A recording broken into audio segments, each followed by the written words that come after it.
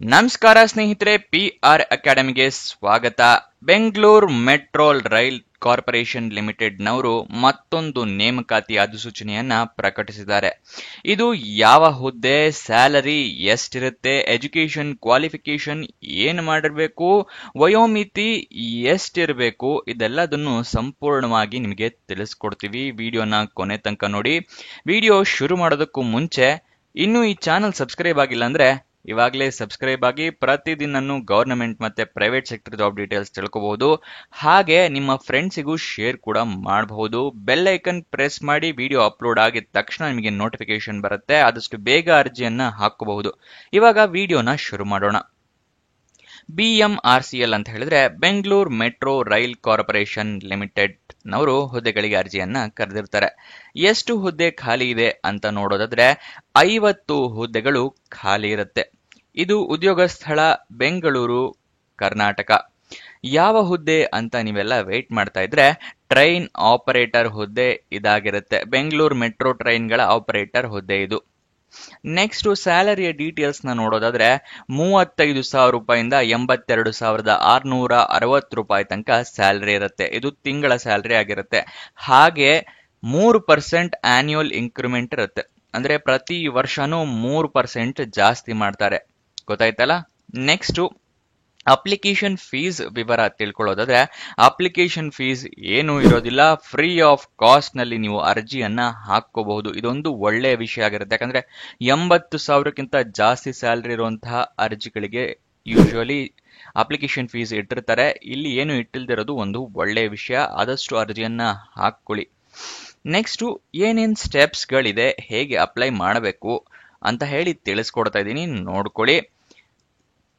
ಮೊದಲನೆಯದಾಗಿ ನೀವು ಅರ್ಜಿಯನ್ನ ಹಾಕೋಕ್ಕಿಂತ ಮುಂಚೆ ಅಫಿಷಿಯಲ್ ನೋಟಿಫಿಕೇಶನ್ ನ ಸಂಪೂರ್ಣವಾಗಿ ಓದ್ಕೋಬೇಕು. ಏನೇನ್ ಎಲಿಜಿಬಿಲಿಟಿ ಕ್ರೈಟೀರಿಯಾ ಇದೆ ಅದೆಲ್ಲ ಫುಲ್ಫಿಲ್ ಆಗ್ತಾ ಇದೆಯಾ, ನೀವು ಅರ್ಜಿಯನ್ನ ಹಾಕಬಹುದಾ, ಏನೇನ್ ಡಾಕ್ಯುಮೆಂಟ್ಸ್ ಬೇಕು ಇದೆಲ್ಲ ನೋಡ್ಕೋಬೇಕಲ್ವಾ. ಸೊ ಅರ್ಜಿಯನ್ನ ಹಾಕೋಕ್ಕಿಂತ ಮುಂಚೆ ಅಫಿಷಿಯಲ್ ನೋಟಿಫಿಕೇಶನ್ ಓದ್ಕೊಳ್ಳಿ. ನೆಕ್ಸ್ಟ್ ಅಪ್ಲಿಕೇಶನ್ ನ ನೀವು ಆನ್ಲೈನ್ ಮತ್ತೆ ಆಫ್ಲೈನ್ ಎರಡೂ ಮುಖಾಂತರ ಹಾಕೋಬೇಕಾಗತ್ತೆ. ವಿಡಿಯೋನ ಕೊನೆ ತನಕ ನೋಡಿ, ಕರೆಕ್ಟ್ ಆಗಿ ತಿಳಿಸ್ಕೊಟ್ಟಿದ್ವಿ ಸ್ಟೆಪ್ ಬೈ ಸ್ಟೆಪ್ ಆಗಿ. ನೆಕ್ಸ್ಟ್ ಅಪ್ಲಿಕೇಶನ್ ನಲ್ಲಿ ನೀವು ಇಮೇಲ್ ID ಮತ್ತೆ ಮೊಬೈಲ್ ನಂಬರ್ ನ ಕರೆಕ್ಟ್ ಆಗಿ ಮೆನ್ಷನ್ ಮಾಡಬೇಕು. ಯಾಕಂದ್ರೆ ನಿಮ್ಗೆ ಏನಾದ್ರು ಜಾಬ್ ಸಿಕ್ಕರೆ SMS ಅಥವಾ ಇಮೇಲ್ ಮೂಲಕ ನಿಮಗೆ ಕನ್ಫರ್ಮೇಶನ್ ಮಾಡ್ತಾರೆ. ನೀವು ಇಮೇಲ್ ID ಮೊಬೈಲ್ ನಂಬರ್ನೇ ತಪ್ಪಾಗಿ ಹಾಕಿದ್ರೆ ನಿಮಗೆ ಜಾಬ್ ಸಿಗೋದಿಲ್ಲ. ನೆಕ್ಸ್ಟ್ ಡಾಕ್ಯುಮೆಂಟ್ಸ್ ಎಲ್ಲ ರೆಡಿ ಇಟ್ಕೊಳ್ಳಿ. ಯಾವುದು ಅಂತ ಹೇಳಿದ್ರೆ ID ಪ್ರೂಫ್ಗೆ ಆಧಾರ್ ಕಾರ್ಡು, ಪಾನ್ ಕಾರ್ಡು ಅಥವಾ ನಿಮ್ಮ ವೋಟರ್ ID ಇರುತ್ತಲ್ಲ ಆ ತರ ಫೋಟೋ ಇರುವಂತಹ ID ಕಾರ್ಡ್ನ ಇಟ್ಕೊಳ್ಳಿ. ನೆಕ್ಸ್ಟ್ ನಿಮ್ಮ ಏಜ್ ಪ್ರೂಫ್ಗೆ SSLC ಮಾರ್ಕ್ಸ್ ಕಾರ್ಡ್ನ ಇಟ್ಕೊಳ್ಳಿ. ಎಜುಕೇಶನ್ ಕ್ವಾಲಿಫಿಕೇಶನ್ಗೆ ನಿಮ್ಮ ಮಾರ್ಕ್ಸ್ ಕಾರ್ಡು, ಸರ್ಟಿಫಿಕೇಟ್ಸು ಎಲ್ಲ ಇರಬೇಕಾಗತ್ತೆ. ನೆಕ್ಸ್ಟ್ ರೆಸ್ಯೂಮೆ ರೆಡಿ ಮಾಡಿ ಇಟ್ಕೊಂಡಿರಿ. ಅಪ್ಲಿಕೇಶನ್ ಅಲ್ಲಿ ಕೇಳಿದ್ರೆ ಅಟ್ಯಾಚ್ ಮಾಡಬಹುದು. ಮತ್ತೆ ನಿಮಗೆ ಎಕ್ಸ್ಪೀರಿಯನ್ಸ್ ಇದ್ರೆ ಎಕ್ಸ್ಪೀರಿಯನ್ಸ್ ಸರ್ಟಿಫಿಕೇಟ್ ನ ರೆಡಿ ಮಾಡಿ ಇಟ್ಕೊಳ್ಳಿ. ನೆಕ್ಸ್ಟ್ ನಿಮಗೆ ಅಪ್ಲಿಕೇಶನ್ ಆನ್ಲೈನ್ ಆಫ್ಲೈನ್ ಎರಡು ಹೇಳಿದ್ನಲ್ಲ, ಅದರ ಲಿಂಕ್ ಎಲ್ಲಿ ಸಿಗುತ್ತೆ ಅಂತ ಹೇಳಿದ್ರೆ ವಿಡಿಯೋದಲ್ಲಿ ಮುಂದಕ್ಕೆ ತಿಳಿಸ್ಕೊಡ್ತೀವಿ. ನೆಕ್ಸ್ಟ್ ನಾನು ನಿಮಗೆ ಎಲ್ಲ ಡಾಕ್ಯುಮೆಂಟ್ಸ್ ಎಲ್ಲ ಹೇಳಿದ್ನಲ್ಲ ಅದೆಲ್ಲದ್ರದ್ದು ಸ್ಕ್ಯಾನರ್ಡ್ ಕಾಪೀಸ್ ಇಟ್ಕೊಂಡಿರಿ. ಯಾಕೆ ಅಂತ ಹೇಳಿದ್ರೆ ನೀವು ಅರ್ಜಿಯನ್ನು ಆನ್ಲೈನ್ ಅಲ್ಲಿ ಹಾಕಬೇಕಾದ್ರೆ ಸ್ಕ್ಯಾನರ್ಡ್ ಕಾಪೀಸ್ ಬೇಕಾಗುತ್ತೆ. ಮೊಬೈಲ್ ನಲ್ಲಿ ಹಾಕ್ತಾ ಇದ್ದೀರಾ ಅಂತ ಹೇಳಿದ್ರೆ ಫೋಟೋ ತೆಗೆದು ಇಟ್ಕೊಳ್ಳಿ ಎಲ್ಲ ಡಾಕ್ಯುಮೆಂಟ್ಸ್. ನೆಕ್ಸ್ಟ್ ನಿಮ್ಮ ರೀಸೆಂಟ್ ಪಾಸ್ಪೋರ್ಟ್ ಸೈಜ್ ಫೋಟೋಗ್ರಾಫ್ ತೆಗೆದಿಟ್ಕೊಳ್ಳಿ. ಅರ್ಜಿಯಲ್ಲಿ ಕೇಳಿದ್ರೆ ಅಟ್ಯಾಚ್ ಮಾಡಬಹುದು. ನೆಕ್ಸ್ಟ್ ನಿಮ್ಮ ಡಾಕ್ಯುಮೆಂಟ್ಸ್ ಎಲ್ಲ ಒರಿಜಿನಲ್ ಕಾಪಿ ಇಟ್ಕೋಬೇಕಾಗತ್ತೆ. ಯಾಕಂದ್ರೆ ಅರ್ಜಿಯನ್ನ ಹಾಕ್ತಾ ಒರಿಜಿನಲ್ ಕಾಪಿನ ಅವರು ಕೇಳ್ತಾರೆ, ರೆಫರೆನ್ಸ್ಗೆ ಬೇಕಾಗತ್ತೆ. ಓಕೆನಾ. ನೋಟಿಫಿಕೇಶನ್ ನಲ್ಲಿ ಕರೆಕ್ಟ್ ಅದನ್ನ ಕೊಟ್ಟಿದ್ದಾರೆ, ಒರಿಜಿನಲ್ ಡಾಕ್ಯುಮೆಂಟ್ಸ್ ನ ಇಟ್ಕೊಂಡಿರಿ ಅಂತ ಹೇಳಿ. ನೆಕ್ಸ್ಟ್ ಎಲ್ಲ ಆದ್ಮೇಲೆ ಸಬ್ಮಿಟ್ ಬಟನ್ ನ ಕ್ಲಿಕ್ ಮಾಡ್ತೀರಾ ಅಲ್ವಾ. ಸಬ್ಮಿಟ್ ಬಟನ್ ಕ್ಲಿಕ್ ಆದ್ಮೇಲೆ ಅಪ್ಲಿಕೇಶನ್ ನಂಬರ್ ಅಥವಾ ರಿಕ್ವೆಸ್ಟ್ ನಂಬರ್ ಏನಾದ್ರು ಬಂದ್ರೆ ಅದನ್ನ ಬರೆದಿಟ್ಕೊಳ್ಳಿ ಅಥವಾ ಸ್ಕ್ರೀನ್ ಶಾಟ್ ತಗೊಂಡು ಇಟ್ಕೊಳ್ಳಿ. ಯಾಕಂದ್ರೆ ನಿಮ್ಮ ರೆಫರೆನ್ಸ್ಗೆ ಮುಂದೆ ಬೇಕಾಗತ್ತದು. ಓಕೆನಾ. ನೆಕ್ಸ್ಟ್ ಏನೇನ್ ರಿಕ್ವೈರ್ಮೆಂಟ್ ಪ್ರೋಸೆಸ್ ಇದೆ ಅಂತ ತಿಳಿಸ್ಕೊಡ್ತೀನಿ. ಅದಕ್ಕಿಂತ ಮುಂಚೆ ಇನ್ನೂ ಈ ವಿಡಿಯೋಗೆ ಲೈಕ್ ಮಾಡಿಲ್ಲ ಅಂದ್ರೆ ನೆನಪಿಸ್ತಾ ಇದೀನಿ, ಇವಾಗಲೇ ಲೈಕ್ ಮಾಡಿ, ಹಲವಾರು ಜನರಿಗೆ ತಲುಪೋ ತರ ಮಾಡಿ. ಮತ್ತೆ ನಿಮ್ಮ ಫ್ರೆಂಡ್ಸ್ ಯಾರಾದ್ರೂ ಜಾಬ್ ಹುಡುಕ್ತಾ ಇದ್ರೆ ಅಂತವ್ರಿಗೆ ಈ ವಿಡಿಯೋ ಚಾನಲ್ ಎಲ್ಲ ಶೇರ್ ಮಾಡಿ. ಇವಾಗ ರಿಕ್ವೈರ್ಮೆಂಟ್ ಪ್ರೋಸೆಸ್ ಏನಿದೆ ಅಂತ ತಿಳ್ಕೊಳ್ಳೋಣ. ಮೊದಲನೇದಾಗಿ ಅಭ್ಯರ್ಥಿಗಳು ಆನ್ಲೈನ್ ನಲ್ಲಿ ಅರ್ಜಿಯನ್ನ ಭರ್ತಿ ಮಾಡಬೇಕು. ಓಕೆನಾ. ಭರ್ತಿ ಮಾಡಾದ ನಂತರ ಅರ್ಜಿಯ ಪ್ರಿಂಟ್ಔಟ್ ತಗೊಂಡು ಇತ್ತೀಚಿನ ಪಾಸ್ಪೋರ್ಟ್ ಸೈಜ್ ಫೋಟೋನ ಅಂಟಿಸಿ ಸಹಿ ಹಾಕಿ ಮತ್ತು ಕನ್ನಡ ಪ್ರತಿಯನ್ನು ಅಂದ್ರೆ ಕಡತ ಪ್ರತಿಯನ್ನು ಅಂದ್ರೆ ಹಾರ್ಡ್ ಕಾಪಿ ಅಂದ್ರೆ ಏನ್ ಪ್ರಿಂಟ್ಔಟ್ ತಗೋಬೇಕು. ಆನ್ಲೈನ್ ಅಲ್ಲಿ ಅರ್ಜಿ ಹಾಕಿರ್ತಿರಲ್ಲ ಅದರ ರೆಸಿಪ್ಟ್ ನ ಪ್ರಿಂಟ್ಔಟ್ ತಗೊಂಡು ನಿಮ್ಮ ಪಾಸ್ಪೋರ್ಟ್ ಸೈಜ್ ನ ಫೋಟೋ ಹಾಕಿ ಸಿಗ್ನೇಚರ್ ಮಾಡಿ ಈ ಕೆಳಗಿನ ಅಡ್ರೆಸ್ಗೆ ನೀವು ಕಳಿಸ್ಬೇಕಾಗತ್ತೆ. ಯಾವ ಅಡ್ರೆಸ್ ಅಂತ ತಿಳಿಸ್ಕೊಡ್ತಾ ಇದ್ದೀನಿ ನೋಡಿ. ಬೇಕು ಅಂದ್ರೆ ಇದನ್ನ ಸ್ಕ್ರೀನ್ ಶಾಟ್ ತಗೊಳ್ಳಿ. General manager HR, Bengaluru metro rail corporation limited, 3rd floor, BMTC complex, KH road, Shantinagar, Bengaluru 560027 ಈ ಅಡ್ರೆಸ್ಗೆ ಕಳಿಸ್ಕೊಡ್ಬೇಕಾಗತ್ತೆ. ಗೊತ್ತಾಯ್ತಲ್ಲ. ಆನ್ಲೈನ್ ನಲ್ಲಿ ಅರ್ಜಿ ಹಾಕೋಬೇಕು. ಅದಾದ ನಂತರ ಆನ್ಲೈನ್ ನಲ್ಲಿ ಅರ್ಜಿ ಹಾಕಿರ್ತೀರಲ್ಲ ಅದನ್ನ ಪ್ರಿಂಟ್ ಔಟ್ ತೆಗೆದು ಪಾಸ್ಪೋರ್ಟ್ ಸೈಜ್ ಫೋಟೋ ಹಾಕಿ ಇದಕ್ಕೆ ಕಳಿಸ್ಕೊಡ್ಬೇಕು. ಎರಡನೇ ಸ್ಟೆಪ್, ನಿಮ್ಮನ್ನ ವೈಯಕ್ತಿಕ ಸಂದರ್ಶನಕ್ಕೆ ಕರೀತಾರೆ. ಆಯ್ಕೆ ಪ್ರಕ್ರಿಯೆ, ಸೆಲೆಕ್ಷನ್ ಪ್ರೋಸೆಸ್. ಓಕೆನಾ, ನೋಟ್ ಡೌನ್ ಮಾಡ್ಕೊಳ್ಳಿ. ನೆಕ್ಸ್ಟ್ ಮತ್ತೆ ಇತರೆ ಆಯ್ಕೆ ವಿಧಾನಗಳ ಆಧಾರದ ಮೇಲೆ ನಿಮ್ಮನ್ನ ಸೆಲೆಕ್ಷನ್ ಮಾಡ್ತಾರೆ. ನೆಕ್ಸ್ಟ್ BMRCL ತನ್ನ ವಿವೇಚನೆಯ ಪ್ರಕಾರ ಅಗತ್ಯವಿದ್ದರೆ ಎಲ್ಲ ಅಥವಾ ನಿರ್ದಿಷ್ಟ ಸಂಖ್ಯೆಯ ಅಭ್ಯರ್ಥಿಗಳಿಗೆ ಹೆಚ್ಚುವರಿ ಲಿಖಿತ ಪರೀಕ್ಷೆ ಅಥವಾ ಸಂದರ್ಶನ ಕೌಶಲ್ಯ ಪರೀಕ್ಷೆ ಅಂದ್ರೆ ನಿಮ್ಮನ್ನ ಅವರು ಹೆಚ್ಚುವರಿ ಅಂದ್ರೆ ಎಕ್ಸ್ಟ್ರಾ ರಿಟರ್ನ್ ಟೆಸ್ಟ್ ಕೂಡ ಮಾಡಿಸಬಹುದು, ಅಥವಾ ಸಂದರ್ಶನ ಅಂದ್ರೆ ಇಂಟರ್ವ್ಯೂ ಮತ್ತೆ ಸ್ಕಿಲ್ ಟೆಸ್ಟ್ ಕೂಡ ನಡೆಸಬಹುದು ಅವರು. ಗೊತ್ತಾಯ್ತಲ್ಲ, ಅಗತ್ಯ ಇದ್ರೆ ಮಾತ್ರ ನಡೆಸ್ತಾರ ಆತರ.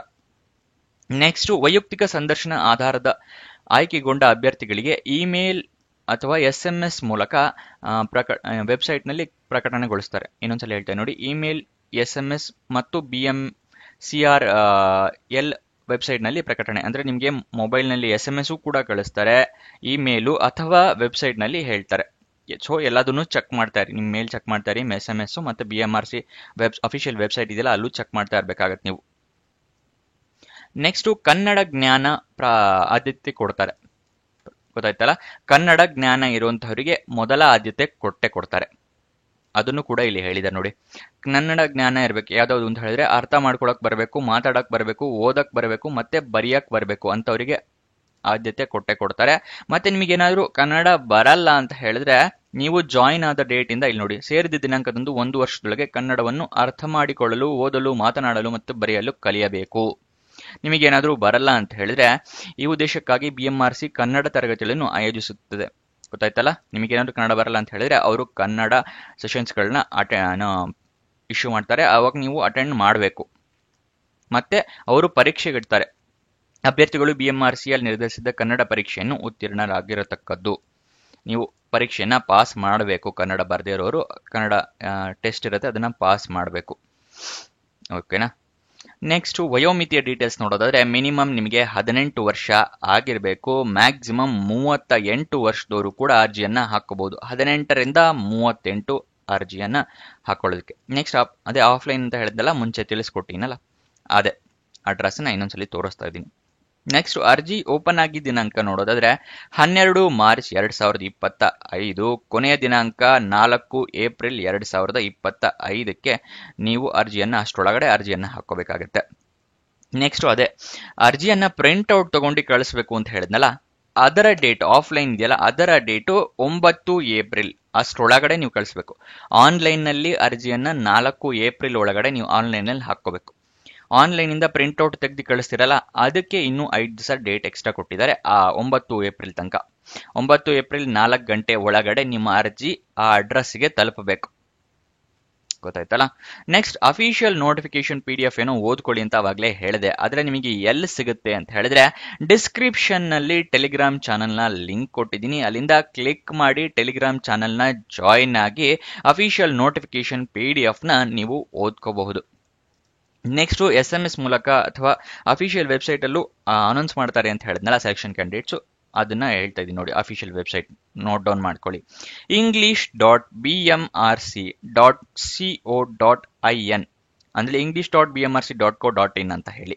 ಗೊತ್ತಾಯ್ತಲ್ಲ, ಇದು ಅಫಿಷಿಯಲ್ ವೆಬ್ಸೈಟ್ ನ ಅಡ್ರೆಸ್. ಅಲ್ಲಿಗೂ ಹೋಗಿ ನೀವು ಡೀಟೇಲ್ಸ್ ನ ತಿಳ್ಕೋಬಹುದು. ನೆಕ್ಸ್ಟ್ ಅಪ್ಲಿಕೇಶನ್ ಆನ್ಲೈನ್ ಅಲ್ಲೂ ಹಾಕಬೇಕು ಅಂತ ಹೇಳಿದ್ನಲ್ಲ, ಅದರ ಲಿಂಕ್ ಇಲ್ಲಿ ಸ್ಕ್ರೀನ್ ಮೇಲೆ ತೋರಿಸ್ತಾ ಇದ್ದೀನಿ ನೋಡಿ.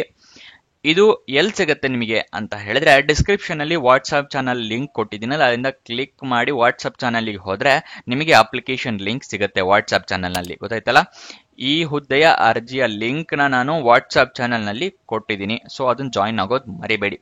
ಮತ್ತೆ ನಿಮಗೆ ಅಪ್ಲಿಕೇಶನ್ ಫಿಲ್ಅಪ್ ಮಾಡ್ತಾ ಏನಾದ್ರೂ ಡೌಟ್ಸ್ ಅಥವಾ ಕ್ಲಾರಿಫಿಕೇಶನ್ ಬೇಕು ಅಂತ ಹೇಳಿದ್ರೆ ಅವರು ಹೆಲ್ಪ್ ಡೆಸ್ಕ್ ನಂಬರ್ನ ಮೇಲ್ ಅಡ್ರೆಸ್ ಕೊಟ್ಟಿದ್ದಾರೆ. ಇಲ್ಲಿ ನೋಡಿ ತೋರಿಸ್ತೀನಿ, helpdesk@bmrc.co.in. ಇಲ್ಲಿಗೆ ಮೇಲ್ ಮಾಡಿ ನೀವು ಡೀಟೇಲ್ಸ್ ನ ಕ್ಲಾರಿಫಿಕೇಶನ್ ಮಾಡ್ಕೋಬಹುದು. ಗೊತ್ತಾಯ್ತಲ್ಲ. ನೆಕ್ಸ್ಟ್ ನಿಮಗೆ ಎಜುಕೇಶನ್ ಕ್ವಾಲಿಫಿಕೇಶನ್ ಏನ್ ಮಾಡಿರ್ಬೇಕು ಅಂತ ಹೇಳಿ ತಿಳಿಸ್ಕೊಡ್ತಾ ಇದ್ದೀನಿ, ಕರೆಕ್ಟ್ ಆಗಿ ನೋಡ್ಕೊಳ್ಳಿ ಗಮನ ಕೊಟ್ಟು. 10th ಪಾಸ್ ಆಗಿರಬೇಕು. ಅದಾದ ನಂತರ ನೀವು ಡಿಪ್ಲೊಮೊ ಕೂಡ ಮಾಡಿರ್ಬೇಕಾಗತ್ತೆ. ಗೊತ್ತಾಯ್ತಲ್ಲ, 10th ಮತ್ತೆ ಡಿಪ್ಲೊಮೊ ಮಾಡಿರ್ಬೇಕು. ಡಿಪ್ಲೊಮೊ ಯಾವ್ದ್ರಲ್ಲಿ ಮಾಡಿರ್ಬೇಕು ಅಂತ ಹೇಳಿದ್ರೆ ನಾನು ತಿಳಿಸ್ಕೊಡ್ತಾ ಇದ್ದೀನಿ ನೋಡಿ. ಎಲೆಕ್ಟ್ರಿಕಲ್ ಇಂಜಿನಿಯರಿಂಗ್ ಅಲ್ಲಿ ಆಗಿರ್ಬೇಕು, ಅಥವಾ ಎಲೆಕ್ಟ್ರಿಕಲ್ ಅಂಡ್ ಎಲೆಕ್ಟ್ರಾನಿಕ್ಸ್ ಇಂಜಿನಿಯರಿಂಗ್ ಅಲ್ಲಿ, ಅಥವಾ ಟೆಲಿಕಮ್ಯುನಿಕೇಶನ್ಸ್ ನಲ್ಲಿ, ಅಥವಾ ಎಲೆಕ್ಟ್ರಾನಿಕ್ಸ್ ಅಂಡ್ ಕಮ್ಯುನಿಕೇಶನ್ ಇಂಜಿನಿಯರಿಂಗ್ ನಲ್ಲಿ, ಅಥವಾ ಎಲೆಕ್ಟ್ರಿಕಲ್ ಪವರ್ ಸಿಸ್ಟಮ್ಸ್, ಅಥವಾ ಇಂಡಸ್ಟ್ರಿಯಲ್ ಎಲೆಕ್ಟ್ರಾನಿಕ್ಸ್, ಅಥವಾ ಮೆಕ್ಯಾನಿಕಲ್ ಇಂಜಿನಿಯರಿಂಗ್. ಇದಿಷ್ಟರಲ್ಲಿ ಯಾವ್ದ್ರಲ್ಲಾದ್ರೂ ಒಂದರಲ್ಲಿ ನೀವು ಡಿಪ್ಲೊಮೊ ಮಾಡಿರ್ಬೇಕಾಗತ್ತೆ.